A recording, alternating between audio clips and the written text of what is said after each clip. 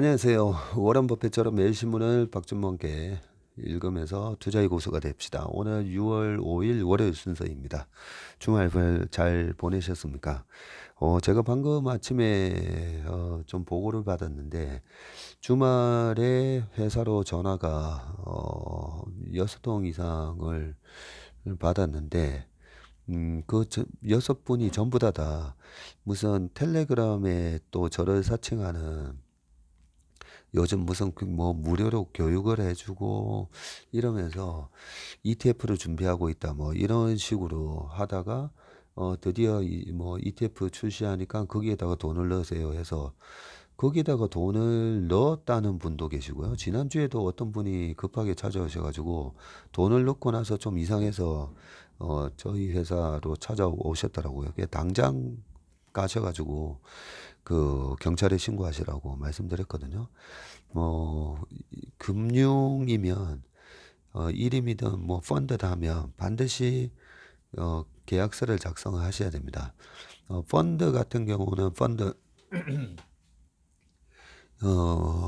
가입서를 증권사나 은행 판매 창구에서 계약서를 적게 되어 있고요. ETF 같은 경우에는 말 그대로 Exchange Traded Fund라고 해서 그 주식 시장에서 거래되는 펀드거든요. 그래서 주식 시장에서 바로 직접 사면 됩니다. 어디에다가 돈을 보내고 이런 게 절대 있을 수가 없습니다. 그러니까 그 텔레그램이나 뭐 카톡에 뭐 저를 사칭하는 그런 분들한테 제발 속지 마시고요. 항상 전화를 해보셔야 됩니다. 전화를 해보시고 저는 이때까지 저희 회사에 일임을 맡기시는 분들 맡기고자 찾아오신 분들 다 합쳐서 1,500명이 넘는데요. 그 1,500분을 다 뵙는데요. 전무님이 직접 이렇게 나오시는지 몰랐다 이러거든요.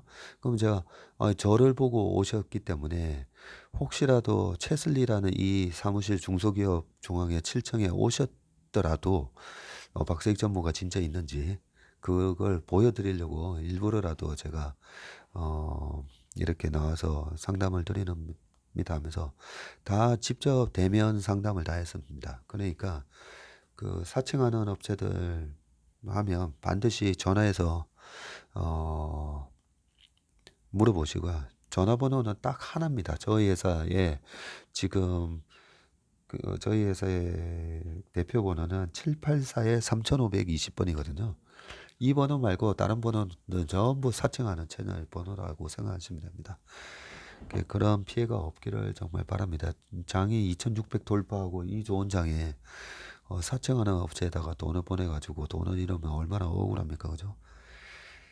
예, 다시 한번 예, 조심하시라고 말씀을 드렸습니다.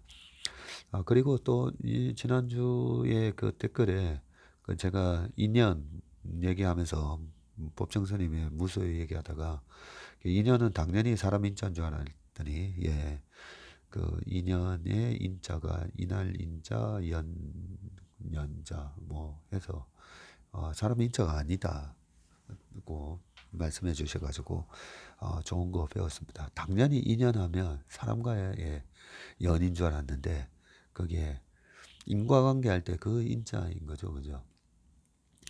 네.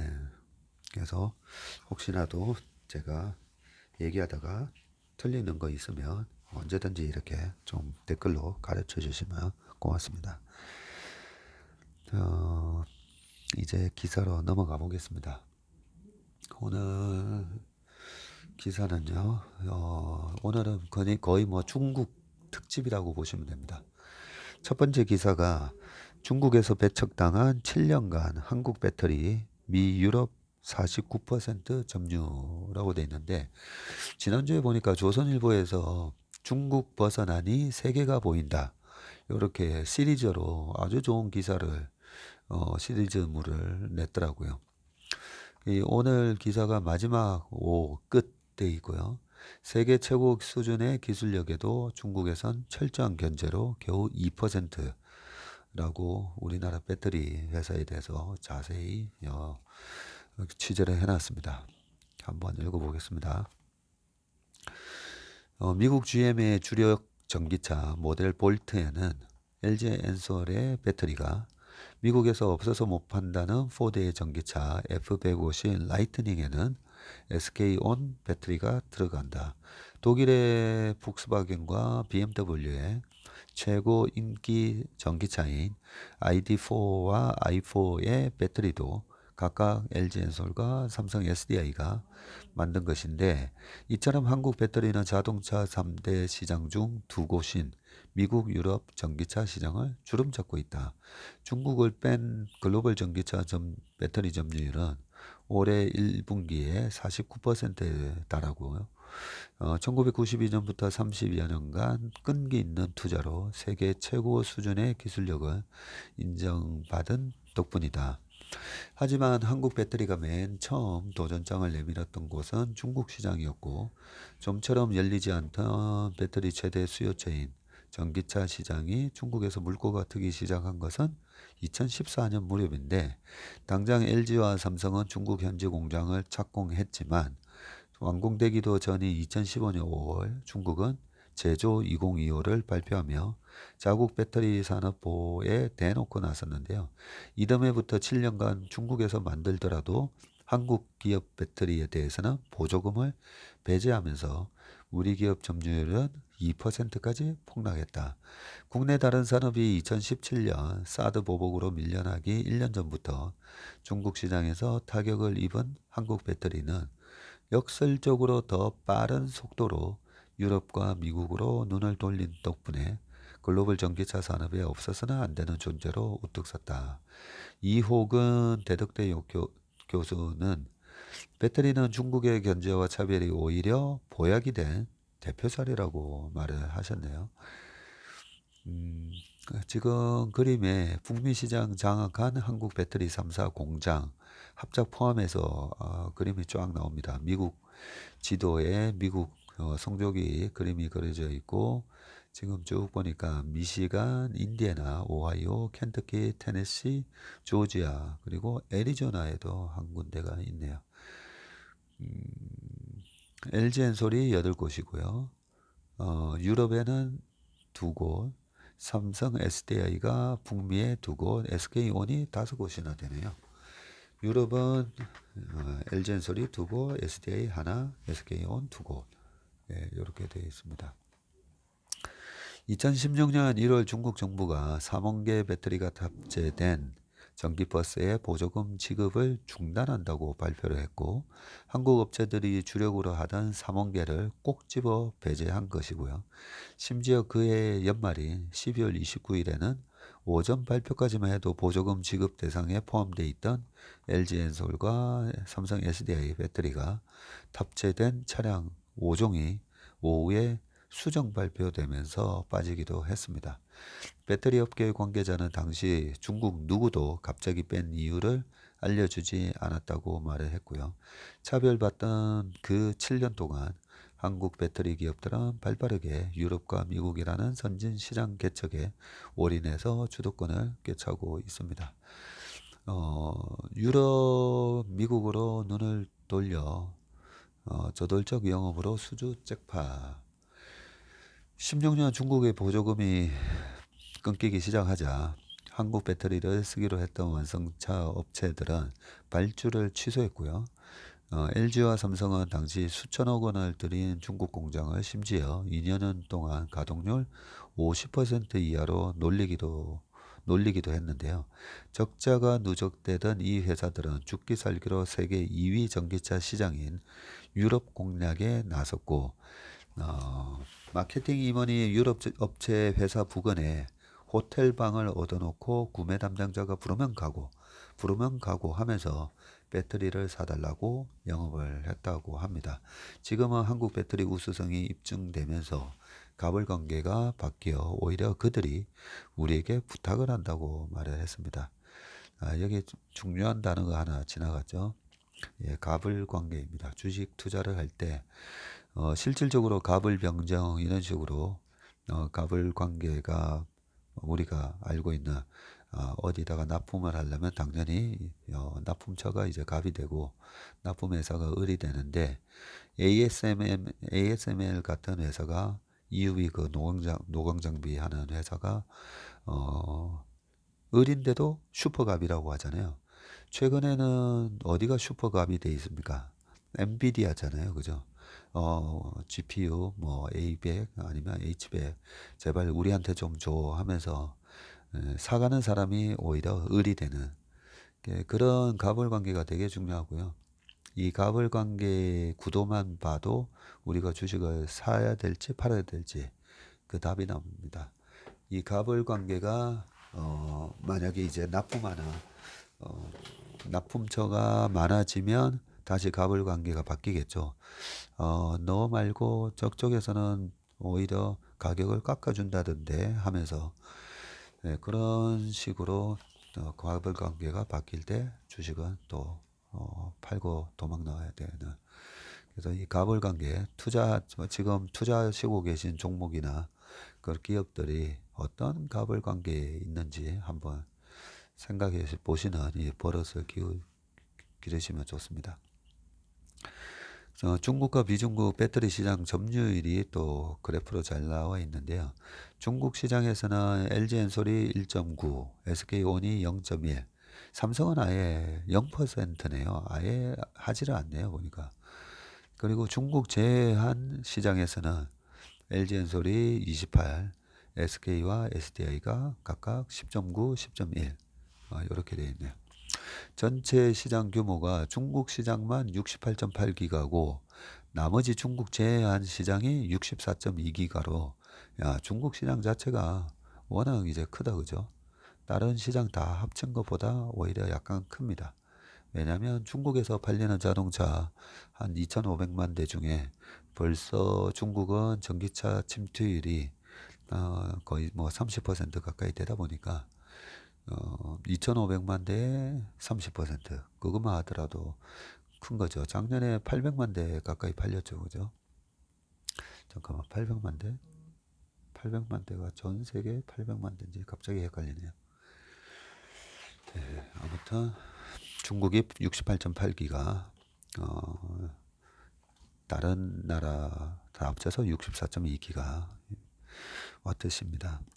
LG엔솔 관계자는 2, 3년 후에 출시하는 전기차를 위한 고스펙 배터리를 제안하고 그 사이 개발과 생산을 완료하는 것은 우리에게도 큰 도전이었다면서 하지만 수주를 해서 레코드를 쌓지 않으면 추가 수주가 불가능하기에 도전만이 유일한 답이었다고 말을 했고요.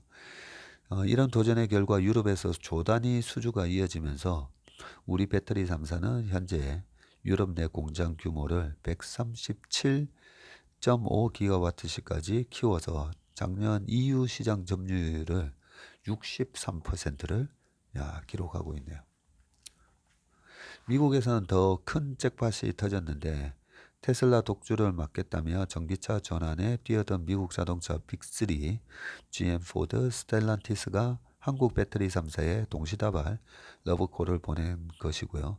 이 러브콜에 적극적으로 부응하면서 한국 배터리 3사는 미국 빅3가 북미의 설립 또는 2026년까지 계획 중인 배터리 공장 총 11개 중에서 9개를 독식을 했습니다.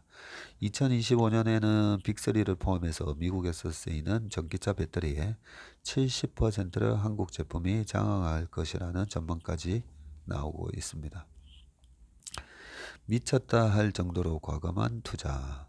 고성능 전기차 30만 대를 만들 수 있는 30기가와트시 배터리 공장을 짓기 위해서는 4조에서 5조 원이 필요한데 50대 50 합작을 하더라도 배터리 업체가 공장 하나에만 2조 원 이상 투입해야 하는데 3사가 2019년에서 2026년 북미에 투자하는 금액은 총 44조 원이고요. 이 같은 수십조 단위 투자는 배터리 업계에서조차 미쳤다는 소리가 나올 정도였다. 그렇네요. 어마어마한 돈을 투자하고 있네요. 천문학적인 돈을 쏟아부었는데도 전기차 보급이 예상보다 더뎌지거나 화재 같은 리콜로 거액을 배상해야 할 수도 있기 때문이다. 김광주 SNE 리서치 대표는 일본 업체들이 전기차가 시기상조라며 돌다리를 두드려보는 사이에 과감히 투자에 나선 한국 배터리 업계가 승기를 잡았다고 얘기를 했고요. LG에서 배터리 연구원을 한 이상영 연세대 교수는 한국 배터리는 과감한 투자와 배팅의 연속이었고 그 결실을 보는 것이라면서 콧대 높던 일본 자동차 혼다와 토요타가 LG와 배터리 합작을 위해 손을 내미는 건 과거에는 상상도 못했던 일이라고 말을 했습니다. 네.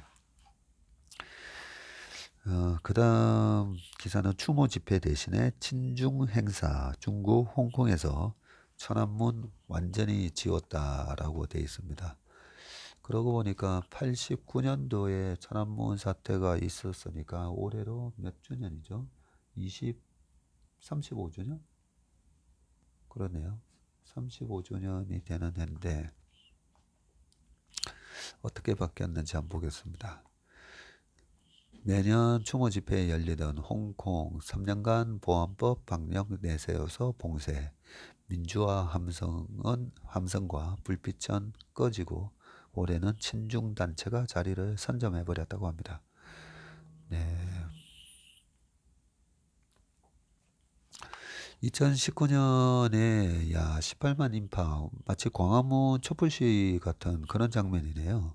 근데 이번에 23년 친중 행사 때는 무슨 현수막 같은 거 뭐 텐트 쳐놓고 예, 됐네 보니까. 코로나 팬데믹 이전인 2019년 6월 4일 때 천안문 사건, 그때가 30주기 추모 집회에 참석해서 좀 전에 보였던 그 사진에 홍콩 빅토리아 파크를 가득 메운 시민들이라고 되어 있습니다. 그리고 이듬해 3년간 코로나 방역을 내세우면서 집회를 금지했고 올해 4일에는 친중단체가 중국 특산물 판매 행사를 열었다고 하네요. 네, 올해 코로나 방역이 해제됐는데도 천안문 추모 집회가 자취를 감춘 배경에는 중국 지도부의 천안문 사건 지우기가 있다는 지적이 나온다고 합니다. 중국 민주화 시위를 지도부가 무력으로 진압한 천안문 사건 34주기인 4일, 34주기네요. 그렇네요. 89년도는 제외하고 그 다음 해가 1주기가 되니까 홍콩 최대 공원인 빅토리아 파크에서는 중국 지방 특산물 행사가 열렸다라고 쭉 돼 있고 그 다음에 쭉 읽어보면요. 대신 경찰 수천 명의 공원을 에워싸고 검문을 벌였고요. 시진핑 중국 국가주석이 코로나를 틈타서 주도 면밀하게 진행해온 천안문 사태 지우기가 성공한 것이다. 2019년도에는 18만 명이 넘는 사람이 촛불을 들고 희생자들을 추모했는데 올해 이 광장에서는 천안문이 자취를 감추고 친중 쇼핑 행사가 대신 채워졌고 홍콩 반환 기념일은 7월 1일이지만 한 달 앞서 오히려 이 행사가 열렸다고 하네요. 일국양제 원칙에 따라 비교적 언론 집회 자유가 보장되던 홍콩에서는 중국에서 금지하는 천안문 추모 집회가 30년 동안 열려왔고요.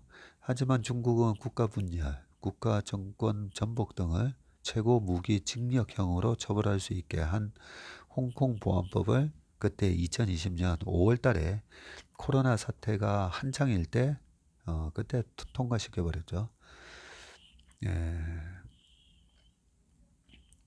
21년에서 22년에도 중국 당국이 집회를 막고 빅토리아 파크를 봉쇄하면서 공원 주변을 100여 명이 행진하는 수준으로 집회가 쪼그라들었다고 하네요. 올해는 뭐 아예 거의 뭐 사라진 상태라고 하고요. 천안문 사건은 앞서 1986년 일어난 학생들의 민주화 시위 탄압에 반대했던 후 야오방 전 중국 공산당 총서기 사망이 촉발한 추모 집회가 민주화 요구 시위로 확산하면서 발생을 했네요. 이 천안문 사건이 이 민주화 시위 탄압에 반대를 했던 분이 사망을 했네요. 1989년 6월 4일 중국 정부는 군을 동원해서 베이징 천안문 광장 일대에서 민주화를 외친 학생과 시민을 유혈 진압해서 수많은 희생자를 낳았다고 합니다. 한 3천 명이 여기서 희생당하셨네요. 중국 지도부는 이 사건을 정치 풍파로 규정하고 언급 자체를 금기시한다고 합니다. 소셜미디어에서 류스 6월 4일이네요. 류스 그리고 5월 35일 등 천안문 사건을 우회적으로 가리키는 말은 검색조차 안 된다고 합니다. 야, 6월 4일을 표기를 못하게 하니까 5월 35일이라고 해서 5월 35일이 뭐지? 하면 5월 31일에서 4일이 더 지났으니까 그죠? 지난달 29일 크리스탕 홍콩 보안국장은 며칠 내 특별한 날이 온다. 국가 안보를 위협하려는 자들을 단호히 대처하겠다고 경고를 했고 홍콩에서조차 천안문이나 6월 4일이란 말을 입에 담지 못하는 그런 지경이 됐다고 합니다. 지금 1989년 6월 7일 사진이 나오네요. 중국 지도부가 민주화를 요구하는 시위대를 89년 6월 4일 무력으로 진압한 지 사흘 후인 1989년 6월 7일 베이징 시민들이 천안문 광장을 메운 탱크를 쳐다보는 모습 사진이 있습니다. 4일을 전후해서 중국 수도 베이징에서는 천안문 외에도 많은 것이 사라졌다고 하고요. 지난해 10월 익명의 반정부 현수막이 내걸렸던 베이징 하이덴구의 고가도로 스퉁차오는 도로 표지판이 자체를 감췄네요. 중국 길찾기 앱에서는 이 고가도로의 검색 자체가 막혔고요. 중국에 거주하는 반체제 인사들은 강제 여행을 떠났다고 합니다. 원로 대만 중앙통신사는 원로 반체제 여성 언론인 가오이가 지난 1일 보안 요원들에 끌려 허난성 르양으로 갔다고 했고요. 2004년 4월 천안문 광장에서 열린 후야오방 전 총석이 15주기 추모 행사에 참석해서 헌화했던 인권운동가인 후자는 최근 허베이성 장차커우의 한 리조트에서 사실상 연금 생활 중이라고 했습니다. 네, 우리 그 돌아가신 DJ 그 YS 김대중 대통령하고 그 김영삼 대통령께서 뭐 한참 가택연금 당하고 했던 게 그죠? 80년대 후반이었는데 이 그런 천안문 사태가 있고 나서 35년이 지났지만 여전히 35년 전 수준이네요. 보니까 참 이런 거 보면 안타깝다 그죠? 그래서 최근에 홍콩 증시를 보면요. 홍콩 증시가 2018년 1월 달인가 33,000을 기록한 이후에 계속 빠집니다. 보면 반등이 들어갔다가 빠지고. 그래서 제가 그 원칙이 있다고 했잖아요. 독재 국가에서는 혁신 기업이 탄생할 수 없다. 요 얘기 때문에 저는 시진핑의 개헌이 딱 있고 난 이후로 2017년이었던 것 같은데 개헌 있고 나서부터는 이제는 뭐 홍콩 뭐 정치 관련해서 ELS도 많이 하잖아요. 그런 것도 하면 안 된다고 생각합니다. 예, 왜냐하면 계속 저점을 깨면서 이렇게 떨어지면서 ELS가 그 낙인이 돼버리잖아요. 마이너스 그 원금 보장이 안 되는 구간으로 떨어지는 일이 계속 발생하기 때문에 그리고 뭐 중국 전기차 뭐 물어보시는 분들 이런 거 있을 때마다 중국의 이제 플랫폼 기업들 많이 빠지긴 했는데 저는 중국 기업에는 이제 투자하지 않습니다. 관심 없습니다. 그냥 관심을 끈다고요. 네. 네. 그 원칙 때문에 최근에 뭐 중국 증시 들어가 가지고 손실 본 적은 없고요. 단지 중국의 그 정부의 힘을 얻어서 성장하는 기업들이 있기는 있습니다. 뭐 CATL 같은 기업도 있고 그리고 또 마오타이를 만드는 회사, 그런 오량해라든지 이런 중국 정부에서 한다라는 느낌 드는 회사, 그런 거는 소비재를 만드는 회사 같은 경우에는 들어갔다가 이제 치고 빠지기 전략, 치고 빠지기 전략으로 해서 저희가 기관 고객이신데 50억을 저희 맡겼는데 거의 30, 40% 수익 내고 수익 내고 바로 빼버립니다. 저희 이익 실현하고 찾아가시라고. 그렇게는 투자하는데 제가 일반 유튜브에서나 제가 한 번도 중국 기업들 뭐 질문이 들어와도 제가 독재국가에는 투자하지 않습니다. 그래서 관심이 없습니다. 잘 모릅니다. 이렇게 말씀드린 이유가 지금 분위기가 어떤 반전의 분위기가 없습니다. 그리고 코로나 때 솔직히 저는 코로나를 보면서 이게 우한에서 발생을 했잖아요. 그죠? 그래서 처음에는 우한 코로나 바이러스 뭐 우한 독감 뭐 했는데 딱 이 홍콩의 민주화 열풍이 중국 대륙으로 번지기 전에 코로나 우한에서 이 생명공학연구소에서 그 바이러스가 나왔다라고 하는데 저는 그게 거의 사실이라고 저는 생각합니다. 코로나를 이용해서 이 중국의 민주화 열풍을 한 방에 그냥 잠재워버린 거죠. 안타깝습니다. 자, 그 다음은요. 원전 78기로 늘리는 중국 서해에 집중이 돼 있고 곧 불란서를 제치고 세계 2위가 된다고 합니다. 또 근데 참 중국 원전이 전부 다 서해안에 다 배치가 돼가 있어가지고요. 그게 되게 찜찜하죠. 우리나라에서 원전 줄인다고 뭐 한때 그랬었는데 아무리 줄여봐야 중국 우리나라의 안정성보다는 중국 원전의 안정성이 더 걱정이 되는데 저기서 뭐 하나만 잘못되더라도 그죠? 바로 다이렉트로 우리한테 영향을 줍니다. 그 지금 러시아 우크라이나 전쟁이 이뤄지면서 그 체르노빌이라고 지도에 보면 나오잖아요. 그 체르노빌 원전이 그때 사고가 생기고 난 이후로 우리나라에 그 이후에 한 5년 동안 갑상선암 환자가 급증했다라는 데이터가 있습니다.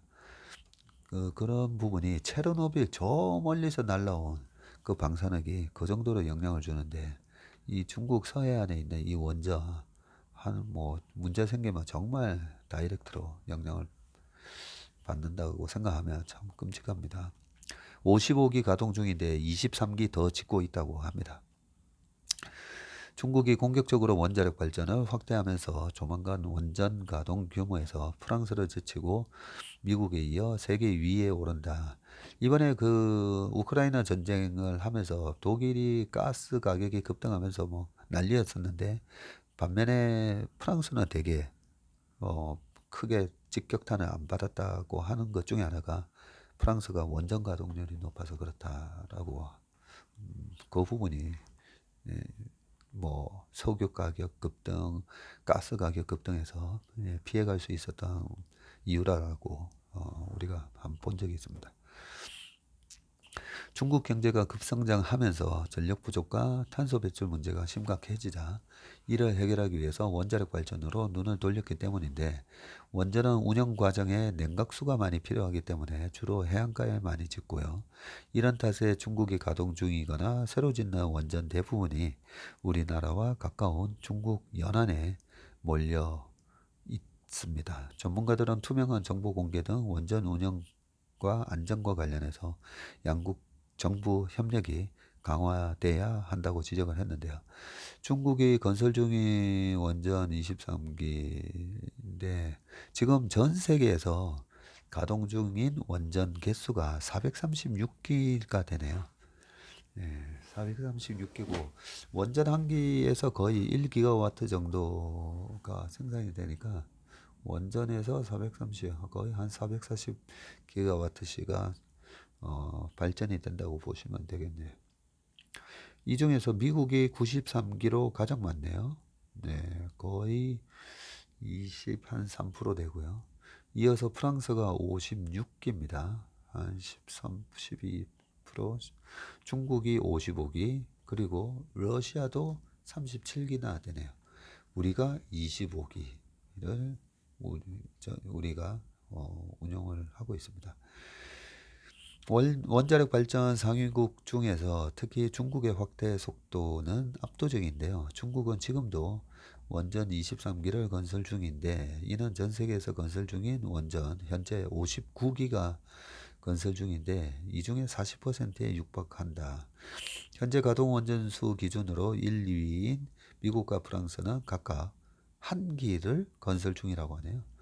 중국은 조만간 프랑스를 제치고 미국이 이어서 2위가 되고, 이와 별도로 전 세계에서 정부 건설 승인이 났거나 자금 확보가 확정되어서 15년 내 운영이 가능한 건설 예정 원전이 100기인데 이 중 중국이 45기라고 합니다. 앞으로 15년 동안 지어질 원전 100기 중에 45기가 중국이네요.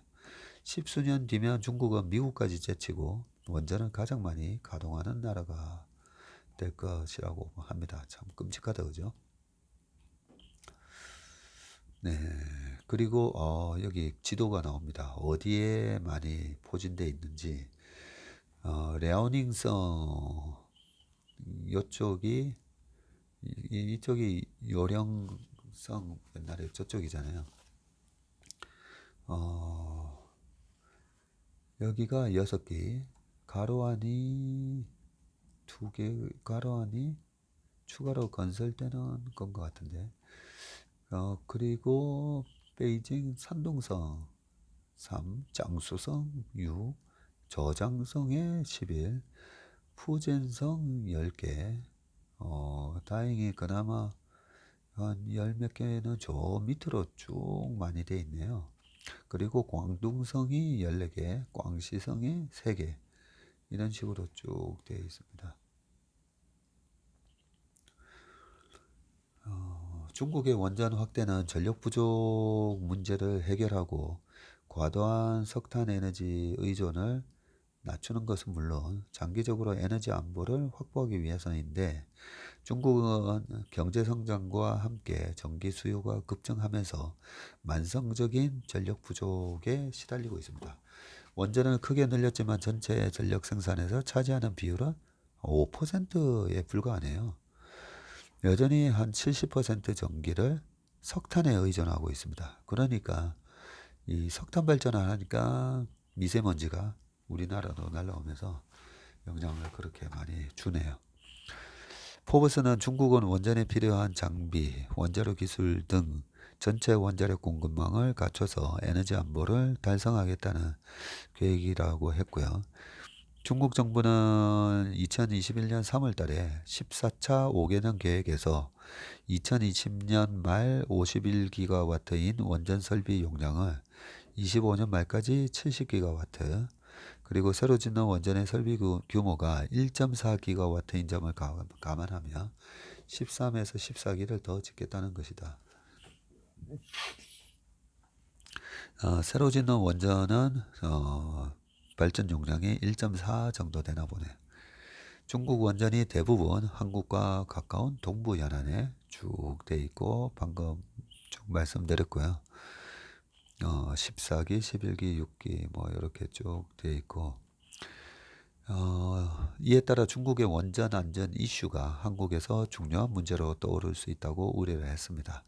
일본보다 많은 원전을 한국과 가까운 지역에서 가동하는 데다가 삼중수소 배출량 등 원전 운전과 관련한 정보를 정확히 밝히지 않는 경우가 많기 때문입니다.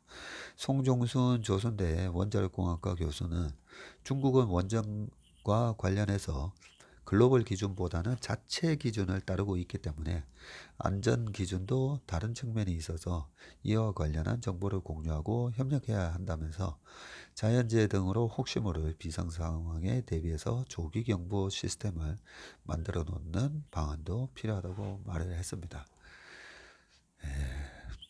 지난주에 파이어 드릴 제가 말씀드렸었는데, 야, 이거 중국에서 원전에 무슨 문제가 생기면 우리가 어떻게 대피를 해야 되는지 이런 연습도 해야 될 것 같네요. 보니까 어디로 가야 될지 모르겠네요. 지하철역으로 다 대피를 해야 되는 건지, 그죠? 그다음 기사 보겠습니다. 중국 보조금 폐지, 한국 다시 문 두드린다라고 돼 있는데,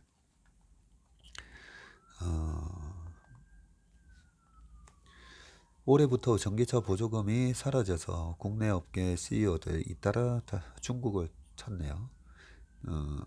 한국 업체만 보조금을 아까 안 주었으니까 중국 보조금을 쓸 수밖에 없는데, 아예 보조금 자체를 다 없애버리면 또 이 경쟁, 이 무한 경제로 경쟁 체제로 들어가면, 그러면 또 해볼 만하다 싶어서 이제 찾아가는 거네요. 2022년 기준 1083만 대가 팔린 글로벌 전기차 시장에서, 여기 딱 나오네요. 예, 2022년 2년 작년 기준으로는 거의 1100만 대 정도 전기차가 팔렸다, 그죠? 예, 전체 자동차가 작년에도 저기 자동차 반도체가 없어가지고 작년에 한 7,700만 대 정도 팔린 걸로 제가 알고 있는데, 그 중에서 1083만 대니까, 그죠? 전기차 침투율이 10%를 작년에 넘었던 해이기도 합니다. 이 중에서 중국 내수 시장은 5분의 3을 차지한 최대 시장이고, 제2의 반도체 신화로 세계 시장 재패를 노리는 한국 배터리 기업이 중국 시장을 결코 포기할 수 없는 이유이기도 하다. 올해부터 중국의 자국 기업에 대한 특혜성 전기차 보조금이 끝나면서 한국 기업 상대로 한 빗장도 풀렸고요. 2015년 중국은 제조 2025를 발표하면서 전기차 배터리 산업을 육성한다는 취지로 자국산 배터리와 부품을 사용한 전기차에만 보조금을 지급을 했습니다. 이후 국내 배터리 기업들은 세계 최고 수준의 기술력을 보유하고도 지난 7년간 세계 최대 시장인 중국을 손 놓고 바라만 봐야 했고, 그러나 올해부터 보조금이 폐지되면서 한중기업이 보조금 없이 동등하게 경쟁할 수 있는 최소 조건이 만들어졌습니다. 그런데 지방정부에서 아직까지 보조금 주는 곳이 있다고 하잖아요.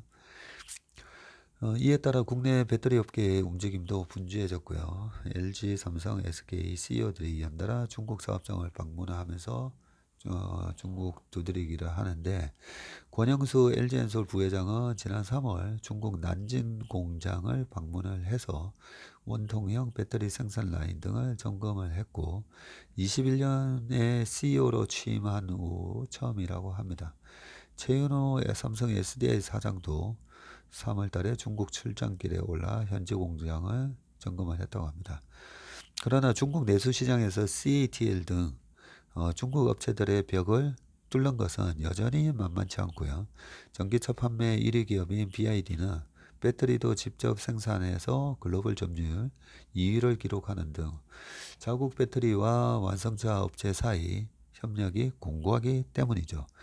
게다가 중국의 보급형 전기차에 쓰이는 배터리는 한국 업체의 주력 상품인 니켈, 코발트, 망간, 이 NCM 3원계 배터리가 아닌 리튬 인산철 LFP 배터리가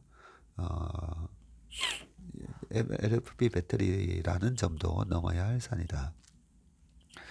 다만 샤오펑 그리고 니오 등 전기차 업체들이 고급 SUV 차종에는 효율이 높은 한국 업체의 배터리를 도입할 가능성도 점쳐지고요. SDI가 지난 4월 열린 중국 최대 모터쇼 오토 상하이 2023에 참가해서 에너지 밀도와 충전 속도를 향상시킨 6세대 각형 배터리를 선보이기도 했고, 저가 배터리 위주 중국의 시장을 기술 초격차로 공략한다는 전략입니다. 배터리 업계의 관계자는 중국 자동차 업체들은 중국 정부의 눈치와 보조금 문제, 현지에서 안정적으로 대량 공급할 수 있는 조건 때문에 자국 기업을 택해왔는데, 이제 보조금 문제가 동등해졌고 품질 경쟁력에 강점이 있는 한국산 제품에 관심이 커질 수 있다고 했습니다. 제발 좀 잘 됐으면 좋겠습니다. 마지막 기사는 디젤의 고향 유럽 1월에서 4월 전기차 56만 대가 팔렸다 라고 되어 있습니다. 잠깐만, 기사를 몇 개를 했죠 지금? 하나, 둘, 셋, 넷, 다섯. 예, 여섯 번째 기사인데, 요거는 보너스 기사인데요. 예, 오늘 웜의 심박 순서는 여기까지입니다. 저는 수요일 날 다시 찾아뵙겠습니다. 고맙습니다.